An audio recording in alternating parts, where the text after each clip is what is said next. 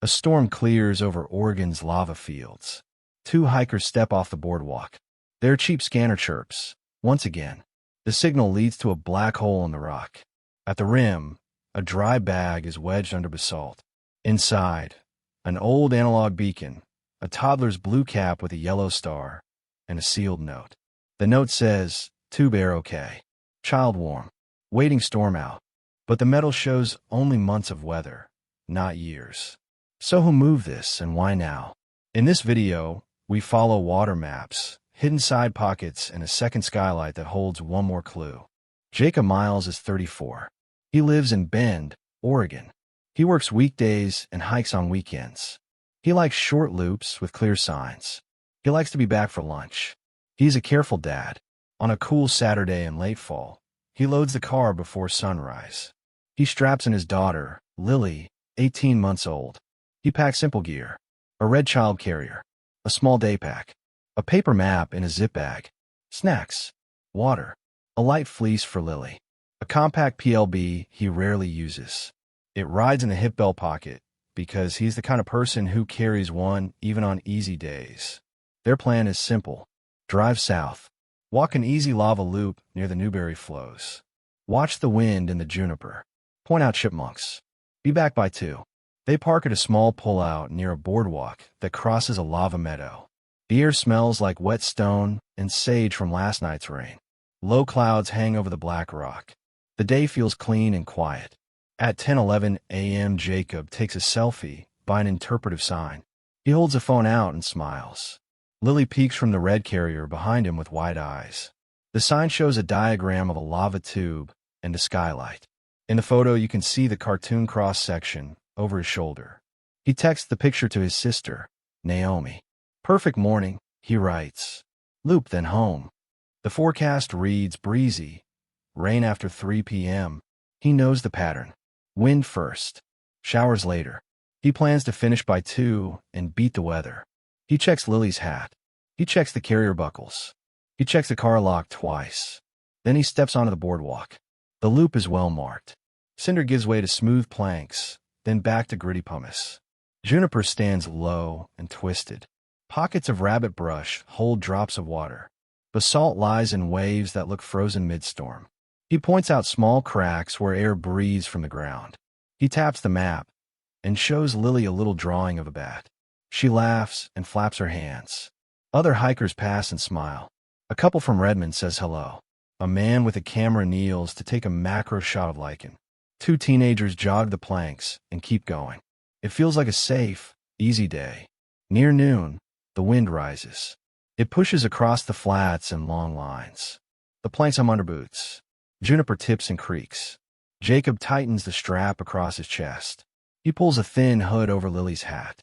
He stops at a rail and gives her water. She drinks and claps. The last solid sighting happens near the lava meadow boardwalk. 2 birders will later tell rangers they saw a man with a red child carrier moving slow and calm. He thanked them when they stepped aside. He said, "Beautiful day." They agreed. They watched him go and then looked back through their binoculars. At 12:23 p.m., Jacob sends one more message. It is short. "Detour. Quieter tube ahead." The text lands. The typing dots flash, then stop. No second message follows. He is not reckless. He is not chasing risk. He likes quiet spots where the wind sounds like surf. In this place, tube can mean many things. A sign cave with a gate. A short side pocket with cool air. A roof fall with a view into shadow. He has walked here before. He likely means a small place off the main lane where he can give Lily a snack out of the wind. No more replies come in. The day slides toward afternoon. Clouds stack over the ridge. The wind turns gusty and then drops in sudden lulls. The boardwalk empties as people head for cars and late lunch. The lot thins. The sky lowers. By 4, a gray curtain hangs to the west. A spit of rain starts and stops. A ranger truck rolls by and notes the few cars that remain. A red Subaru sits near the end of the row. It wears a park pass. It looks like any other Saturday car. Evening comes early under cloud. The last light leaves the sage. Headlights sweep the lava as people pull out. The red Subaru does not move. Naomi cooks at home and watches her phone. She thinks about the selfie by the sign. She sends a home soon message at 7. It shows as delivered. It does not show as read. She calls at 8. It rings and then goes to voicemail. She calls again. Same result. At 8:47 p.m., she calls Deschutes County Dispatch. Her voice is steady. She gives his name, Jacob Miles. She gives Lily's age, 18 months. She gives the make and plate of the Subaru. She mentions the selfie time. She reads the last text out loud. Detour. Quieter tube ahead. She says he planned to be back by 2 because of rain. A ranger drives to the lot. The Subaru is there. Windows fog a little from cool air. No note sits on the dash. The trail register shows no sign in because this loop does not require one. The boardwalk lies dark and wet. The wind has calmed. The ranger calls a supervisor. They talk weather, light, and terrain.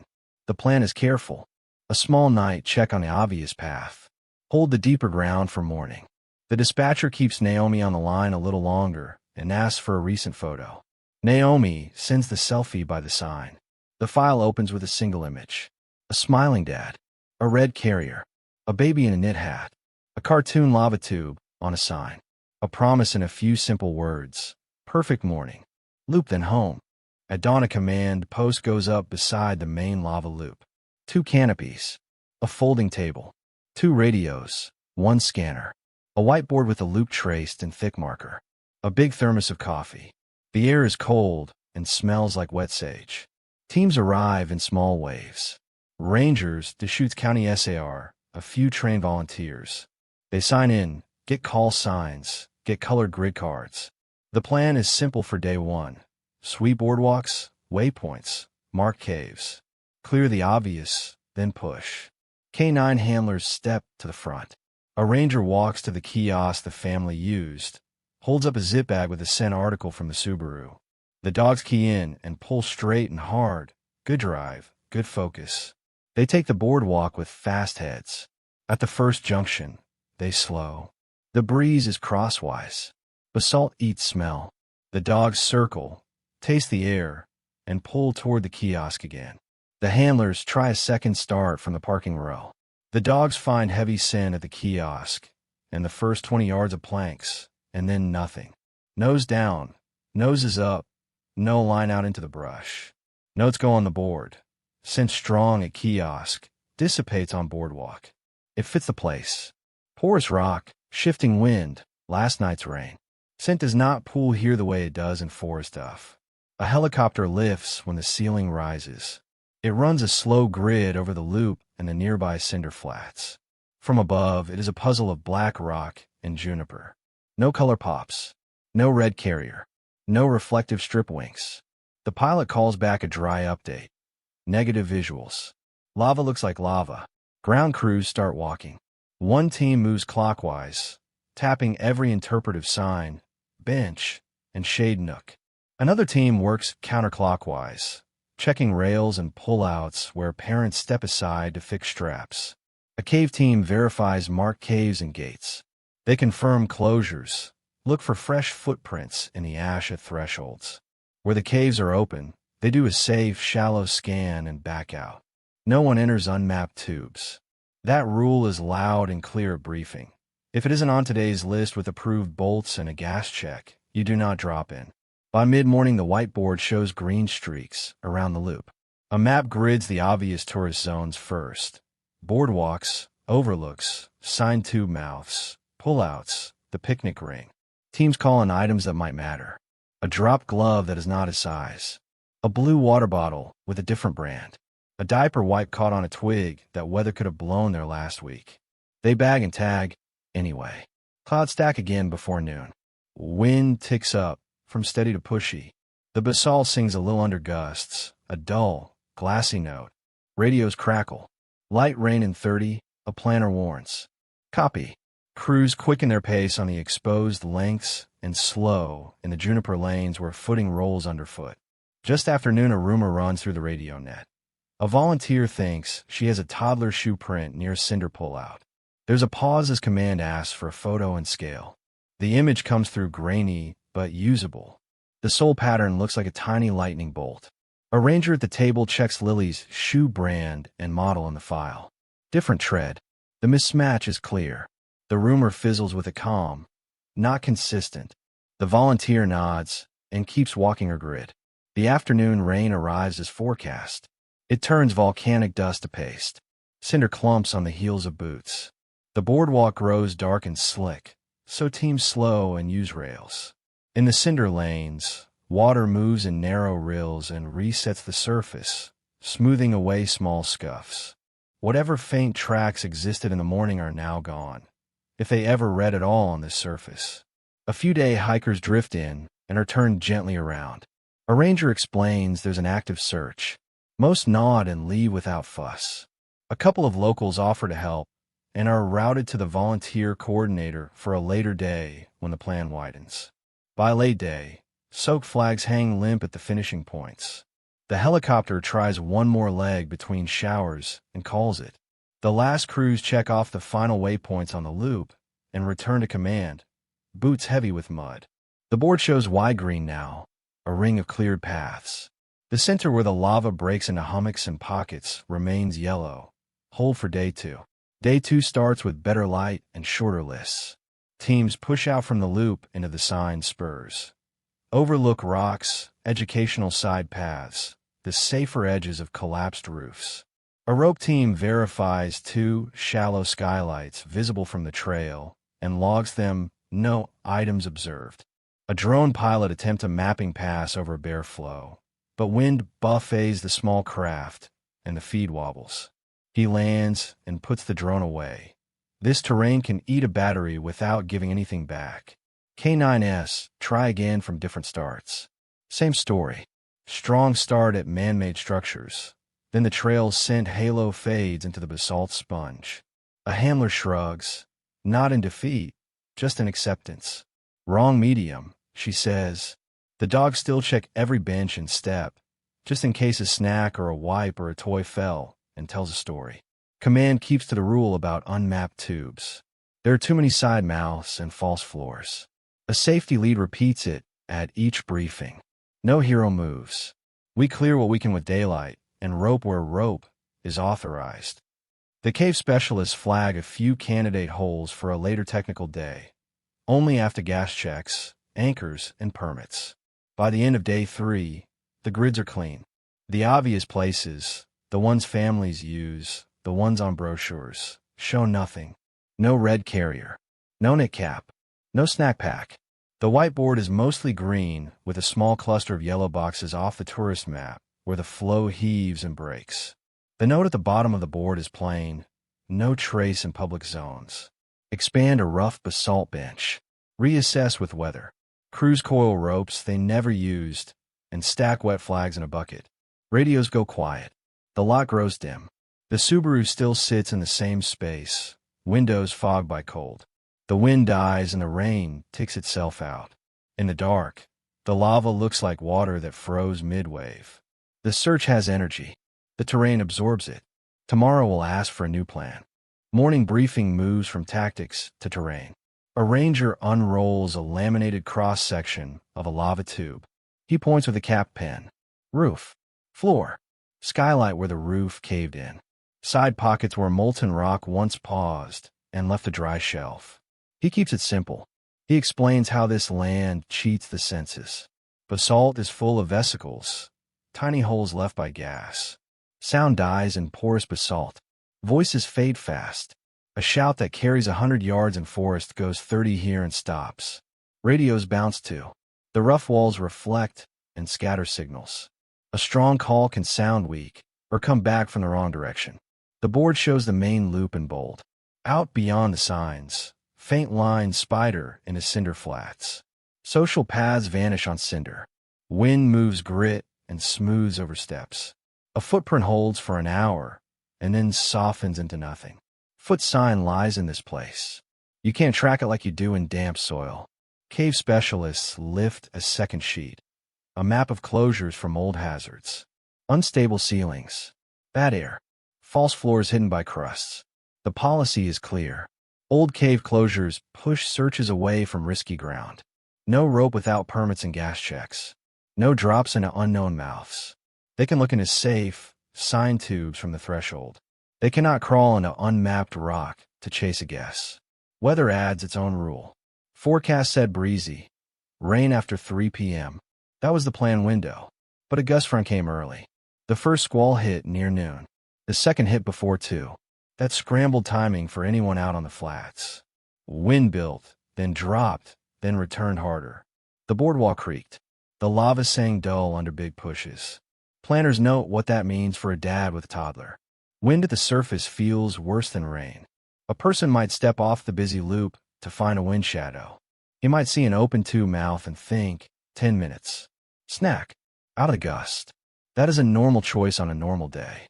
This was not a normal day. A tech adds a map of known GPS errors. GPS drifts near rock walls. Basalt ribs and skylight rims reflect the signal. Canyons inside the flow act like polish halls for radio. A unit can show you walking straight while your feet turn. A pin dropped by a skylight might jump 50 feet without you moving. Tracks start to look like a loose scribble. Another ranger holds up the official map. It shows the loop, waypoints, and a handful of named caves. It does not show microtubes. Those short, tight pockets are real but unlisted. They are not illegal to enter on paper, but they are unsafe without knowledge and gear. The park keeps them off the public sheet to reduce risk. That makes them hard to search at scale. The first week drains the easy ground. Boardwalks, overlooks, picnic ring. The second week reaches into rougher lanes. Teams skirt skylights and skim where they can do so safely. Cave crews check air at 2 sign mouths and push only to the first chamber. Nothing connects to the flow they need. Nothing shows a red strap, a knit hat, or a dropped snack. Helicopter time does not help much here. From above, black rock and juniper blur into a single texture.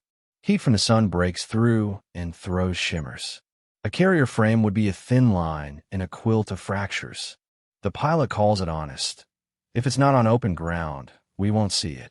K9s try new starts with fresh scent articles. Same story. Strong at the man-made points. Faint beyond. Wind shifts erase what little helps. A handler kneels and lets her dog rest in the shade under a sign. Different medium, she says again. No frustration. Just fact.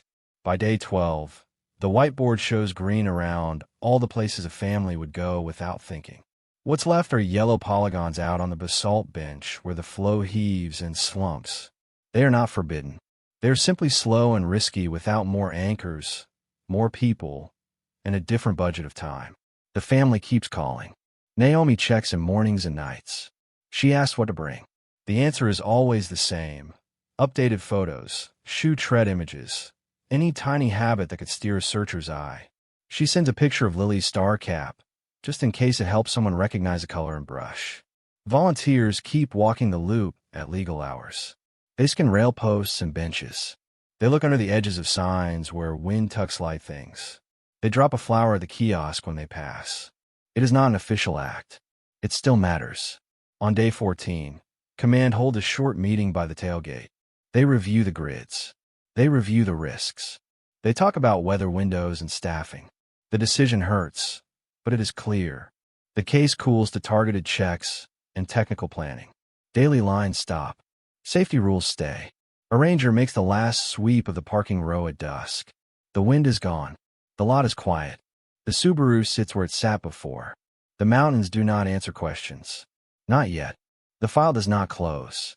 It slides into a drawer that opens easily. The phone stays on. 5 birthdays pass. Cakes with small candles. Photos in a kitchen that tries to stay bright. Lily's mother keeps the room ready. Fresh sheets. A night light that glows like a tiny moon. A new set of pajamas folded on the bed each fall. She dusts the bookshelf. She opens the window when rain smells like the high desert. She closes it when cold air stings. She does these things because doing nothing feels worse. Friends stop asking what the park is doing. The case is not closed, but the rhythm changes. Instead of daily briefings and wet boots, there are scheduled calls, and we'll review when staffing allows. The binder that once lived on the tailgate moves to a file drawer, then to a shelf, then to a box with a label in black marker. Online theories sprout and harden. Some say choice. He wanted to disappear. Others say skill. He thought he could out-hike weather. Others blame storms and one bad gust. None of them know Jacob. None of them have walked a lava flat in wind that shoves without warning. The family reads a little at first and then stops. They keep a small circle. They keep the room. One small note arrives in the mail the second spring. It is a form letter about a PLB registration. A reminder to update owner info and battery dates. It lands like a pebble in a silent pond. It shows Jacob did what careful people do. He registered. He read the rules. He kept gear maintained. The letter does not solve anything. It still matters. It sits in a clear sleeve at the front of the family's folder. Each fall, volunteers drive south after the first real rain. They walk the lava loop during legal hours. They look under rail posts where light trash can tuck. They glance into shallow cracks where leaves catch. They pack out what does not belong. At the interpretive sign, someone leaves flowers. They fade, then dry, then blow away. New ones arrive when the air smells like winter. At potlucks and club nights, a local ham radio group and Bend trade storm stories. A few members run scanners during big weather because noise maps can be fun. More than once, in a thunder line or a cold March squall, someone notes a single, odd chirp, a tone that is off the neat slots. Not the park repeater, not aviation, not FRS chatter from a truck on the highway. A blip, then static, then nothing. Logs record the time because ham people like logs. The lines sit and gather dust on a cloud drive. No one links them to this case. The park cycles new rangers in and out. A few old hands stay. One keeps a printed photo by a monitor, Jacob by the sign, Lily in the red carrier, the cartoon of a lava tube just over his shoulder. The ranger moves offices twice in 5 years. The photo follows. When visitors ask about the missing dad, he gives the same careful words. We search what we could safely search. If you see anything, call. Storm days come and go. The pumice flats sheet with water and then dry in a pale crust again. Juniper grows a little each year and leans a little farther over skylight rims. The basalt keeps its breath. On quiet mornings, when the wind lies down, the flats hold a kind of hush that feels like a held note. On loud afternoons, the rock hums under gusts like a low drum. Inside the records room, boxes stack into neat towers. Each wears a label: year, incident number, location. The box with Jacob's file is not heavy. Paper is light. Meaning is not. A clerk moves it to a new shelf after an inventory and writes the location in a spreadsheet. Aisle 3B. The row feels like a library that keeps stories no one has finished. In Bend, Lily's mother changes small things because she must. She switches the night light to a star-shaped one. She paints a wall a calmer green. She keeps the map thumbtacked where it has always been, near the door. The loop is traced in yellow pen. A tiny X marks the boardwalk. The word home sits in the corner in Jacob's handwriting on an old sticky note. She leaves it there. On the sixth fall, a teacher invites her to speak to a class about trail safety. She reads from a card. Tell someone your plan. Keep to marked routes. Turn around when weather shifts. She speaks slowly and does not say her own story out loud. The students nod and ask about bats and caves. She answers those questions. She goes home and waters plants and watches a cloud bank stack over the Cascades. Winter comes with a crust of snow on the black rock. Spring comes with melt lines and cinder. Summer bakes the flats into a bright mirror. Time moves and nothing moves. Then another fall storm bears down from the west, wide and slow and heavy with rain. Hikers will step off trails when the gusts get sharp. Puddles will collect at low saddles.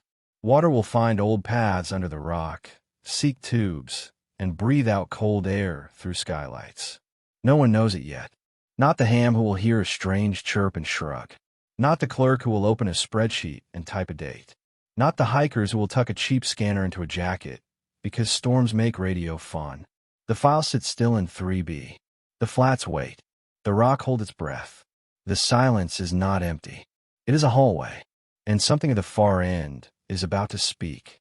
The rain is the kind that rinses a landscape clean. It falls all night and quits at dawn. The flats shine. Cinder holds a thin skin of water that vanishes as the wind dries it. Two hikers come out after breakfast. They like to photograph lichens when color wakes up after storms. They walk a faint arc-off trail on cinder, careful and slow. Their boots leave shallow ovals that the breeze will erase by noon. One carries a small camera. The other tucks a cheap handheld scanner in a jacket pocket, because storm days make radio interesting. The land is quiet, just wind and juniper and the soft clack of pumice underfoot. The scanner chirps. A thin analog tone cuts through static and dies. They stop. The screen shows a number that is not a park repeater and not family FRS. It chirps again, same pitch, same short life. They turn their bodies like a compass and watch the meter. The needle bumps when they face the dark line where the lava broke. They move toward a basalt skylight, a round opening where the roof of a tube collapsed long ago. The rim is sharp. Lichen paints the edge in pale rings. Cold air slides up from the hold-away breath leaves a mouth. The tone grows a hair stronger, then fades when the wind shifts. It is not speech. It is not the chatter you hear on weekends. It feels old. It sounds wrong. They stay back from the lip. One scans with the antenna, the other scans with eyes. In the juniper shadow, under a small overhang of cooled rock, something bright catches and then hides when a cloud moves. It is not trash tossed by passerby. It sits tight, half wedged in a seam. They kneel. They work with gloved hands. They slide needles and grit away from the bright. It is a vacuum-sealed dry bag. Mud streaks the outside. The seal line looks clean. One corner shows a rub where a rock pressed hard. They rock it side to side until it comes free with a soft scrape. They do not tear it open. They place it on a flat stone. They take photos, wide, mid, close with a boot for scale. The scanner chirps once more and goes to static. They unzip the outer seam with a slow hand. Inside sits a small, scratched 121.5 style transmitter, an analog beacon the size of an old portable radio. A simple wire clip holds a battery. Corrosion rings the clip in a white crust. Next to it lies a toddler's knit cap, blue with a yellow star stitched on the cuff. A clear snack box sits taped shut. Through the plastic, they see a folded note in a thin bag. They can read the idea of handwriting, not the words. They stop. They speak quietly. We don't read this. No. The camera hiker kneels and takes more photos of each item in place. The other hiker pulls a small roll of flagging from a pocket and ties a strip low on a twig where wind will not rip it. He drops a GPS pin and reads the numbers out loud. The camera hiker repeats them and writes them on a card. They check the area for anything else in plain sight. Nothing. They put everything back in the order it was found, each item in its own clean bag. They set the dry bag on a flat where it will stay visible and safe. They back away from the rim the way they came, stepping in their own prints so they do not trample sign. At the first good signal bar, they stop and call Deschutes County SAR. The dispatcher asks for the pin, the description, the time. They answer in short lines. Basalt skylight. Dry bag wedged. Old analog beacon. Toddler star cap. Note sealed. Not opened. The dispatcher's voice is calm. Hold position. A team is on the way. Do not handle further. They wait. The wind slides over rock. The skylight breathes cold air. The scanner is quiet now. In the distance a raven talks, and the sound dies fast in the holes of the stone. An hour later, a white truck eases in on the 2-track. Rangers step out with soft voices and blue gloves. They tape a perimeter low and wide, not because of crowds, but because process matters. A scribe opens a bound log and writes the first line with time, coordinates, weather, names. A camera tech starts at the approach path and works inward. Nothing dramatic. No rush. Just order. A lead ranger kneels at the flat stone. He does what the hikers did, only slower, with more photos and a numbered evidence marker. He reads each item into the log before it moves. Item 1, vacuum-sealed dry bag. Item 2, analog beacon, corrosion at battery clip. Item 3, toddler knit cap, blue with yellow star. Item 4, clear snack box with folded note inside, secondary plastic. He does not open the box. The note stays sealed. The cap stays in air only as long as it takes to photograph the knit and return it to a pouch. They log chain of custody as each bag leaves the rock and enters a hard case. Who lifts? Who seals? Who signs? A tech takes swabs from the outside of the dry bag and from the rock shelf where it sat. Another tech shoots angles from the rim with a rangefinder to place the find relative to the skylight's center line. A second ranger stands back and watches the wind because wind moves paper and thoughtless feet. He answers the hikers' quiet questions with simple words. You did the right thing. You didn't open it. You called. He takes their names and numbers for the record and thanks them again. There is no graphic detail here.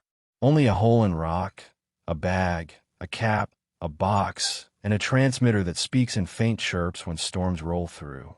The team lifts the case, pulls the flags, smooths the tape from bark, and hikes out the way they came. The skylight breathes. The flat's dry. The story, which slept in a box for years, wakes with a small, insistent tone. The dry bag arrives at the state lab in a hard case with seals unbroken. A photographer meets it at the door. Every move becomes a frame.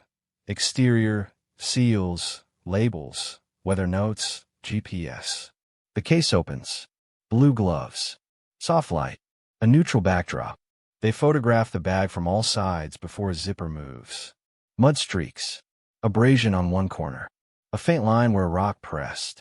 They place a scale and shoot the seam, the pull tab, the welds. Then they unseal and lay the contents in order. Beacon, knit cap, snack box with a note, each on its own tray. An electronics tech takes the analog transmitter. It looks like something out of a museum drawer. Boxy, simple, a narrow whip antenna. He does not power it. He starts with measurements and surface shots. He notes 121.5 style frequency labeling and an improvised battery clip. The clip holds a common consumer cell with tape shims. Decades-old tech, he says. Someone retrofitted this to run on what they had.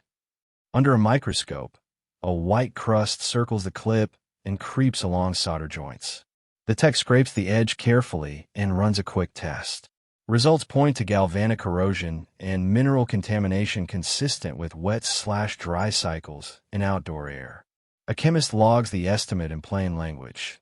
The pattern suggests months, not years, of exposure. If this beacon had sat in open weather for 5 winters, the metal would look pitted and dull to the bone. It does not. They open the snack box next. Outer tape. Inner clean bag. The note lies folded once, then again. A photographer shoots each stage. The paper slides onto a glass plate. A conservator weights corners so it will not curl. They lift the inner bag and read the words without touching ink. The lines are simple. No flourish. No panic crowding the letters. Tube air okay. Child warm. Waiting storm out. Will cache gear if I must climb. The room is quiet for a long second. The conservator seals the note again and hands it to a document examiner. Handwriting comparison is careful work, even when you expect the answer. The examiner pulls the file copies. Jacob's signature on the PLB registration card. A short grocery list Naomi provided. Milk, bread, batteries, baby wipes. A sticky note in the incident folder that says loop, then home. She does not feed papers into a machine and push a button. She looks. Stroke weight. Letter shapes. The way a lowercase g closes. The angle at the top of a. The spacing in a double L. She circles details with a thin pencil and makes notes on a transparent sheet. Her conclusion is cautious and clear. The note matches Jacob's hand with high confidence. The writer wrote in a controlled state. The lines are straight. Pressure is even. He was not writing in fear. He was writing to document a plan. Across the room, a textiles specialist lifts the knit cap. Blue wool. A yellow star stitched to the cuff. Sand and tiny needles cling to the fibers. She teases out a few strands and runs FTIR to read the polymer. A mixed wool acrylic blend points to a specific mass-market brand. Purchasing records in the file show a receipt for that brand in July of that year. Naomi had also sent a photo of Lily wearing a matching cap at a family barbecue. The cuff seam and star size line up. The cap is not ancient trash. The dyes are not sun-killed. Microscopy shows no deep UV bleaching, No long-term mildew inside the net. Like the transmitter, it reads as an item kept sheltered most of the time, then only recently exposed. The lab collates these threads. The beacon is old tech, adapted with a household battery.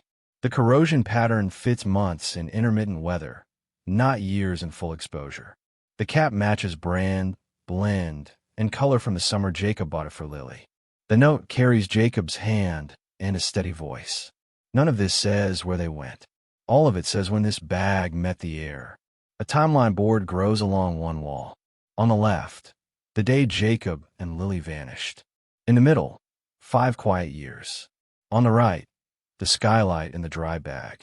A narrow band of sticky notes sits just before the final pin. Movement. Someone took pieces from a protected place. Dry air, stable temps, little sun, and brought them to the rim of a collapsed tube. Someone wanted them found, or had them forced out by weather. Either way, the bag was placed recently, not abandoned long ago. Investigators meet with the lab leads. They speak in simple statements. The transmitter can't explain 5 silent years of continuous open-air weathering. The cap looks like it lived inside, not under 5 winters of skylight. The note fixes intent: shelter chosen, child warm, waiting the storm, ready to shave weight to climb. The dry bag's abrasions match wedging, not tumbling down a long flow. One ranger says what the board is already shouting. The skylight is not the end of the story. It's a drop point. They add a second panel beside the timeline. Maps with water. Storm lines. Drainage arrows. Arrows into tubes. If the bag left shelter in a flood and then stuck at a lip, the path is upstream, not down. If a person carried it, the path is human and still near. Either way, the next chapter lives in rock and storm math, not on the loop where tourists walk. The lab seals the items again and lists them for secure storage. The note returns to its inner bag. The cap returns to a pouch. The beacon returns to an anti-static sleeve, power down. The chain of custody form grows another line. The case does not shout. It tightens. The bag at the skylight is not a time capsule from 5 years ago. It is a message from much closer in time, set where the wind could find 2 hikers with a cheap scanner and a careful eye. They bring in the park's hydrologists and a USGS partner. The whiteboard is replaced by a big monitor. A technician loads a LiDAR surface. Billions of laser points stitched into a terrain model, so sharp you can see single junipers and the rims of skylights like saw teeth. The cursor hovers over the skylight where the dry bag was found. Then it walks uphill. The goal is not to find a footprint. It is to find a path for water. They replay the last big storm, the slow, heavy system that parked over the flows in March and dumped inches in hours. The software turns rainfall into movement. Blue threads light up across the black rock. On map, dry hollows wake into flash runoff, short and violent. What looked like flat land is a web of tiny ridges and micro gullies. Cinder that drinks light rain sheds when the rate spikes. The model shows how water chooses joints, rims, and saddles, then dives for any opening in the rock. A cave specialist points at the tube cross-section on a laminated card. A lava tube is not a single, clean hallway. It is a hallway with side pockets and blind rooms. A wind can blow through a skylight and make the tube feel airy and open while a sudden sheet of rain pounds that same skylight like a drum. Skylights flood first because they are vertical mouths. Side pockets stay dry longer because they sit behind rock and above the first rush. Air can be good on one shelf while water rages in the main channel 20 feet away. That matters. It means a dry cache is possible in a storm if you know where to sit. It also means a second storm, months later, can tear a cache loose and push it toward daylight. The dry bag could have lived in a protected pocket, then gotten plucked by a later surge and shoved to the lip where the hikers found it. The modelers run flow paths backward from the skylight. The software draws thin blue veins that climb, split, and merge. They adjust roughness to match basalt and cinder. They drop infiltration to 0 during the storm's peak. They tell the computer to treat skylights as sinks and to breach small digital dams so water can jump into tubes the way it does in real life. Each run spits out a heat map of probability. 3 branches keep brightening in every scenario. The first climbs to a shallow saddle, then hooks right into a narrow feeder tube hidden under brush. The second works up a hummock basalt bench, then pours over a low rim into a row of small collapse holes. The third goes along the edge of an older flow where pressure ridges stand like frozen waves, then slips into a crack that is not on any public map. They name the branches for convenience: North Fork, Bench Line, Ridge Edge, not because the map uses those names, but because teams need short words on radios. The GIS lead drops polygons over each branch and prints handouts with contours, rims, and caution notes. False floors likely. Gas check needed. No public access. One ranger asks the obvious question: could a person carry the bag there and wedge it? The hydrologist answers without drama: yes. But the abrasion pattern on the bag and the corrosion timeline fit wet/dry cycling and wedging by flow better than a human hand placing it gently. The model doesn't prove intent. It proves pathways. They load field photos to calibrate slopes. A drone image from a calm day shows the collapsed roof line that ties bench line to a known tube. A volunteer's phone shot from 2 summers ago shows a minor skylight on ridge edge that was missed on older maps. The data gets better with every real-world anchor. The plan shifts. This isn't a broad sweep anymore. It's a surgical search along water's likely course. Rope teams will walk the rims, not the bottoms. Monitors will check air at each mouth. Anchors will go only where the rock is sound and pre-vetted. Drones are penciled in as unlikely because gusts play games above hot rock, but a heavier unit is on standby for leeward shots if the wind lets them. On paper, the North Fork branch is shortest and cleanest. It becomes day 1. Bench line is bigger and uglier, a quilt of broken crust. That becomes day 2 with extra anchors. Ridge edge, with its deceptive cracks, is day 3 and gets the most caution stripes. Command overlays the 3 branches into a single search polygon that sprawls across the roughest basalt bench in the sector. The border looks like a jagged leaf. The safety officer adds exclusion zones inside the polygon where collapses undercut the floor. A logistics ranger notes the approach mileage and the water carry. There's no easy resupply out there. Before they roll, the hydrologist runs one more set of animations with the storm's gust front shove earlier by an hour, because that is what the real day did. The results barely change the top lines. Water wants the same 3 routes. The board in the trailer gets updated. The old green ring around the tourist loop stays as a record of work done. The new polygon joins it in thick orange. Radios get fresh batteries. Helmets get tested lights. Someone prints laminated cue cards that say what the map just taught everyone in 5 lines. Skylights flood. Side pockets can stay dry. Flash paths wake then die. Cinder drinks light rain and sheds heavy rain. Water moves gear. Upstream is the question. The team signs out, clips on, and steps toward the bench the model picked. The software has drawn lines. Now boots have to see if the rock agrees. Day 1 follows the North Fork line. The approach crosses broken crust and low juniper. The rim of a narrow side tube looks plain until you kneel. From above it is a dark seam no wider than a doorway laid on its side. Air slides up from it, cool and steady. A cave specialist taps the rim with a glove. Sun comes back dull. A gas monitor reads green. Oxygen normal. CO2 low. They set a pad for knees, lean in, and sweep light across the first chamber. Dust hangs still and pale. The floor shows no fresh scuffs. Dust lies unbroken at first. They work by the book. Anchors go to safe bolts the park approved last season. A primary line drops through the entrance. A backup clips to a second point. Edge protection covers rock. A belayer calls each step. On rope. Tension. Descending. The team moves slow because nothing here wants speed. Inside, the tube narrows and then opens into a small room the size of a garage. The walls are rope of basalt, black and glassy where the last flows cooled fast. Water ticks somewhere deeper, a soft metronome.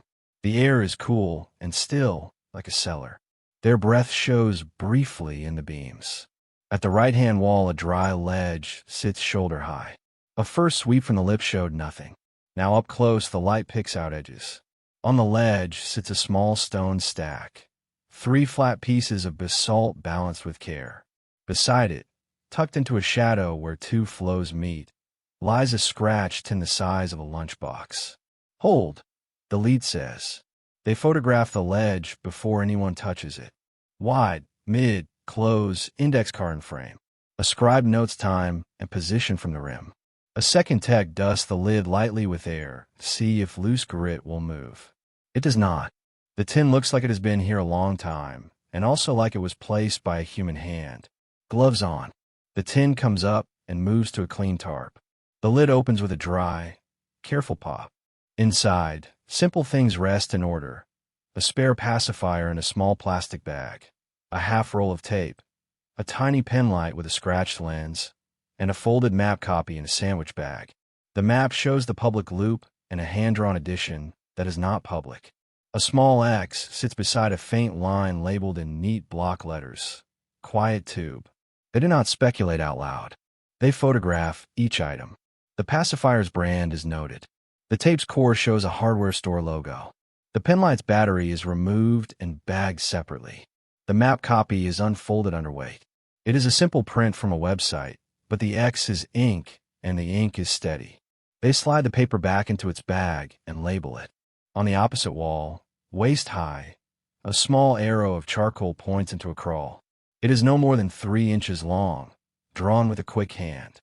The black sits on the basalt like a smudge. A tech takes a swab for analysis and photographs the arrow from 3 angles. Arrow marks direction. The scribe reads into the recorder. No one follows it yet. They finish the room first. They sweep the floor with light, slow arcs. A tiny thread clings to a rock tooth near the ledge. It looks like fleece. It is bright, even in the dim. They bag it. Next to it, in the shadow under a low lip, a square of fabric catches the beam. It is the frayed corner of a child's blanket, no larger than a coaster. Blue fibers with a faded pattern. They photograph it in place, then lift it with tweezers and slide it into a clean sleeve. Farther in, where the room next down, something metal dulls the light. It is a cam mug, enamel chipped at the rim. A nail or awl has scratched 2 letters into the side. JM. The letters are shallow and not fancy. They look like someone used what they had and made sure a mark would last if paper did not. The mug is dry. No dirt clings inside. They bag it and call the find up to the rim. They stop and listen. No wind reaches the shelf. Only the water tick deeper and the thin hiss of their own breath through nose and mask. They take temperatures and humidity. They log the numbers. They sketch the room and the ledge and the arrow. They draw the crawl as a black mouth the size of a window turned sideways. No one says anything beyond what is there. There is no graphic detail. No scene beyond these small human pieces and the arrow a hand once drew on cold stone. They test air at the crawl. Readings stay within safe margins. The lead moves forward a body length, lies flat, and slides a light into the narrow. The beam disappears fast around a bend. A whisper comes back from wall to wall. The floor beyond is uneven and tight. "We can push," he says, and then adds, "but not today on this crew." He backs out and wipes the edge with his sleeve to leave the dust as it was. On the way up, they stage the tin with a new seal and lift it to the rim. The rope hums faintly against the edge guard. At the surface, a ranger checks chain of custody tags and repeats each item as it passes the lip. The day's list grows long but plain. Tin, pacifier, tape penlight, map, blanket corner, mug, charcoal swab, fiber thread. Back at the entrance, the team looks out over the basalt bench and then down again into the dark. The arrow points left, toward a body-width path that vanishes quickly. The model said this branch was short. The room says it continues. They back out the tube the way they came. Bolts are checked. Pads pulled. The rim is restored as much as possible. A flag goes up with a small tag. Processed. Return with crawl team. Radio crackles with an update from another crew a quarter-mile upslope. They have found airflow and a rim that looks like the last one. A second pocket may be waiting with its own small story. Command marks it on the map with a fresh dot and a quiet copy. The search that was once a circle around a boardwalk has become a slow line through stone. The day's work closes with the same rule it opened with. Move careful, write clean, let the rock show the next step. Start with what we know and keep it simple. The boardwalk was busy near noon. The wind had started to push. Jacob texted, "Detour. Quieter tube ahead." That line explains the first turn. He likely stepped off the boardwalk to get Lily out of the gusts and out of the crowd. That is not a risk move. It is a comfort move for a parent with a toddler who needs a snack and a quiet minute. A short walk from the loop, you can see open tube mouths that are not on the public map. Some are small recesses. Some are side pockets that hold cool, still air. In wind and spitting rain, those recesses look like shelter. The lab note later says, "Tube air okay. Child warm. Waiting storm out." That fits the place. Lava pockets offer dry air while the skylights took the brunt of the weather. He would have checked the opening like any careful hiker. A quick look with a pen light. A hand in front of the mouth to feel air movement. A step only as far as the first flat. Lily's blanket corner and the spare pacifier in the tin tell a small, clear story. He set his daughter up on the first safe ledge, made her comfortable, and cut noise and draft while the gust front passed. Not a panic scene. A controlled, practical pause. Shelter chosen. He thought about the next decision. If the loop is one way and the wind on it is ugly, a parent will try a short scout. Is there a leeward bend, a safer angle, a way to get around a slick section without walking a toddler into a blast? You do not scout with full weight and a carrier on your back. You cache gear. That is what the tin looks like. Tape. Pen light. A small map copy with an X near a hand-labeled quiet tube. He lightened the load and marked the spot the way a field person does when he plans to return. The note fits that exact moment. The lines are not a goodbye. They are a checklist and a plan. Tube air okay. Child warm. Waiting storm out. Will cache gear if I must climb. He sealed it inside plastic and then inside a snack box. If he needed to climb a short move at a lip or negotiate a tight corner, paper could be left where someone might find it later. That is not despair. That is documentation for searchers and for family if the errand takes longer than planned. The storm shifted. Model runs show how gusts funneled through skylights, turned corners into blowtorches, and then dropped to nothing 2 steps later. In that mix, narrow bends and side tubes can be tricky. The floor is glassy in places. False steps exist where crust covers a hollow. A misread of distance in dim light can steal depth cues. He likely moved along a safe edge, tested a hold, and felt a sudden push of air where the main tube breathed. A misstep at a narrow bend created a silent break in the record. The artifacts show no struggle. They show a route that simply stops. Nothing in the rooms the team's process suggests he left in a rush. The stone stack on a ledge is neat and small. The camp mug scratch jam is the kind of mark you make when you want proof that you were there and plan to come back. The charcoal arrow toward the crawl is 3 inches long and direct. It points, it does not wave. Every mark says intent and care. So why did the dry bag show up near the skylight 5 years later? The hydrology gives one clean answer. The bag could have lived dry in a protected pocket, like the shelf where the tin sat, through season after season. Then the March deluge arrived. Flash runoff woke old drains and ripped through side crawls. A surge washed the bag from its shelf and shoved it to the lip. The corrosion on the beacon clip reads months, not years, in weather. The knit cap shows no deep UV. The bag was placed in air recently, not left out since day one. Could a person have moved it? Yes. But the wedging marks and the scratch patterns match what water does to a bag that grinds against rock and then sticks under a rim. The hikers found it exactly where the model says a surge would slow and pin like gear. Put the pieces together and you can rebuild the hour without inventing drama. He leaves the loop to find quiet from wind. He sees a tube mouth away from the crowd. Rain forces a shelter choice. He sets Lily warm on a dry ledge. He caches gear to scout and keeps the carrier light. He writes a note and seals it, so someone will know the plan if he has to climb. The storm shifts and breathes hard through the rock. At a narrow bend, something simple happens: slick step, thin crust, bad angle with a gust. And after that the record goes silent. What remains are anchors: a tin with small things in order, a map with an X, a mug with initials, a cap with a star, a beacon that chirps in storms, an arrow on a wall. They do not tell a full story. They tell the shape of one. They mark intent, care, and a plan to return. In this place, that is the most honest hour anyone can write back into the rock. Day 2 moves to bench line. The model said water climbed this bench, then spilled through a run of small collapses. The crew walks a broken mile of black crust and pale cinder. Low juniper leans out of cracks like hands. Uphill from the first find, the rim of a second skylight shows as a darker ring in the rock. The opening is smaller, more oval, with a lip that overhangs on one side. Cold air rises in a steady ribbon. A pale strip is caught under the lip, folded like a flag that tried to slip free and failed. They crawl to the edge on pads. The strip is nylon, thin, with a faint clear coating that makes it shine when the cloud thins. It is wedged in a fracture and held by grit. A tech works it loose with tweezers and a blunt pick, moving a grain at a time, so the weave will not tear. On the tarp the fabric tells its story. Stitched tabs, a small elastic loop, a seam with double needle, and a narrow seam tape. The color is sun-faded, but still in the range used by child carriers for rainflies.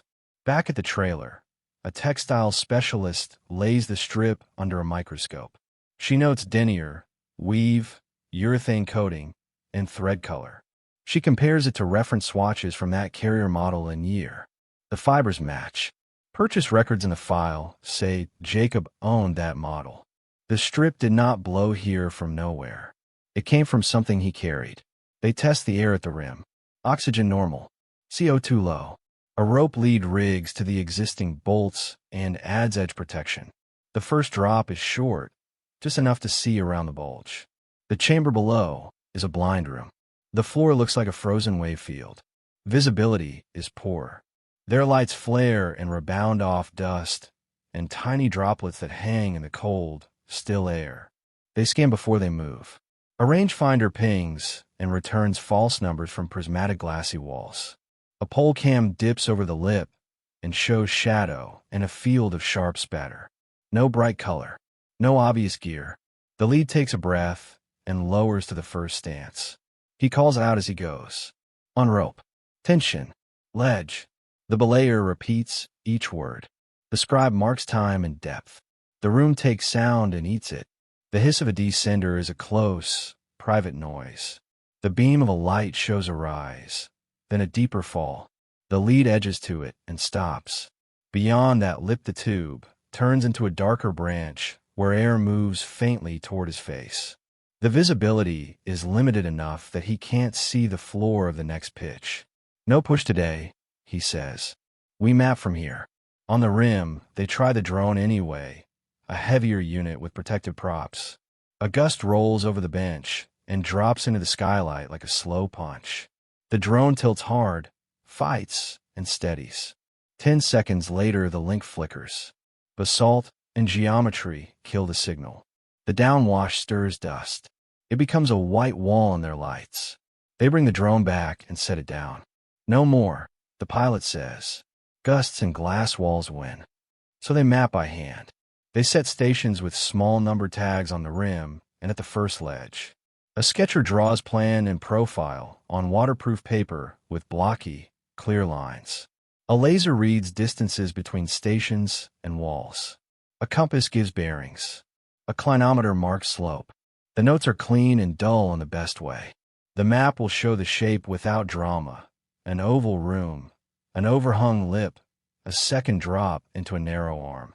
While the rope team works, a ranger marks the runoff lines on the surface with grease pencil over a laminated model map.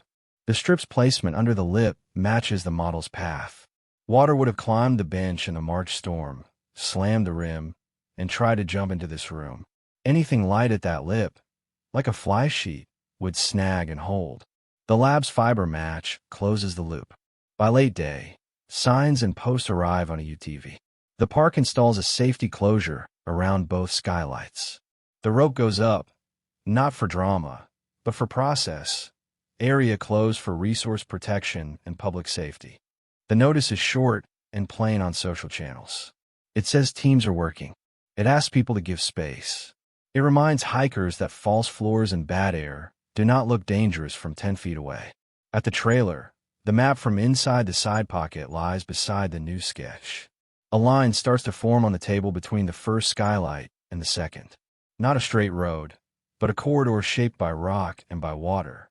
The old search was a circle around a boardwalk and a set of waypoints. Now, the case has an axis, a path that the model predicted, and the field has begun to confirm, feature by feature. They bag the rainfly fragment and seal the tag. The chain of custody sheet grows another line. The scribe updates the running log. Second skylight located upslope. Child carrier rainfly fragment recovered from rim fracture. Chamber below is blind with limited visibility. Drone attempt unsuccessful due to gusts and signal loss. Hand mapping completed to first ledge. Closures posted. There is no trophy on the table. No single answer to lift. Only a strip of coated nylon, a sketch with numbers, and the calm weight of a day done right. Outside, the wind settles. The bench cools. The two skylights breathe in the same long rhythm, like ends of a hidden hallway. The crew packs coils and pads. They leave the rims as they found them, except for the small signs that tell the public to stay back while the rock finishes its slow, careful telling. On a clear morning, Naomi walks the boardwalk her brother used, stops at the kiosk, and sets down Lily's blue knit cap with a yellow star, a marker of care, not a memorial. Two rangers meet her and, in plain words, explain the find: a dry bag at a skylight with a simple beacon, a sealed note, and the cap. Lab work shows the metal weathered for months, not years, so the bag was placed or washed there recently. They sketch the tube's shape: roof, floor, skylight, side pocket, and say storms flood skylights while side pockets can stay dry, which fits Jacob's note. Tube air okay. Child warm. Waiting storm out. He cached gear, marked a quiet tube, planned to return. The storm changed the ground. The park turns lessons into action. New trailhead signs read: do not leave marked routes near lava tubes. Skylights can flood suddenly. False floors are common. GPS can drift near rock walls. If wind rises or rain starts, turn back. Volunteers at a short lava safety talk. What skylights are, how false floors form, why cool air can mislead, how gusts funnel, why cairns and social paths are dangerous. Using a demo slab, so people hear the difference between solid and hollow. Our film stays non-graphic and focused on choices, weather, and terrain traps, showing only small human anchors, a pacifier, a mug scratch jam, a steady note. At month's end, the park thanks rope teams, canine handlers, mappers, and the hikers who called it in, then unveils a small plaque set in basalt. Stay found. Stay online. Naomi touches the metal.